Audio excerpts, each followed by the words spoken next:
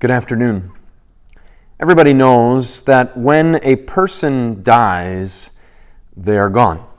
We can't talk to them anymore. We can't interact with them, can't listen to them anymore. The stories that they used to tell, we don't get to have any more fun times with them or adventures. No more time to spend with them in any way here on earth. And that's what makes it sad. That's what makes death such a sad thing, because that person is gone, that person is not around anymore, and we aren't going to have those same kinds of experiences that we once did. And it brings so much sadness, it brings so much pain and grief, and people don't really know how to deal with it. They hardly know how to approach it anymore. And so most people just don't think about death. They just don't want to think about it for themselves especially, but they don't want to think about it for other people either, because they don't want to have to confront the fact that they would never see that person again, that they're not going to have the same kind of relationship with that person as they do now. Of course, God doesn't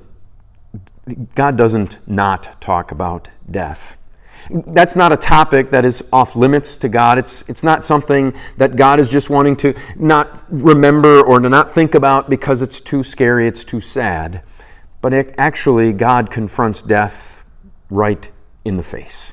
And He comes right at it, and He does that through the words of somebody like Job. Job chapter 19, verses 25 through 27. As for me, I know that my Redeemer lives, and that at the end of time He will stand over the dust. Then, even after my skin has been destroyed, nevertheless, in my own flesh I will see God. I myself will see Him, my own eyes will see Him, and not as a stranger. What he's saying about death is that death does not separate. Death does not separate forever. But in fact, Jesus Himself came to this world and died, but Jesus is the Redeemer, and Jesus is the one who came back to life.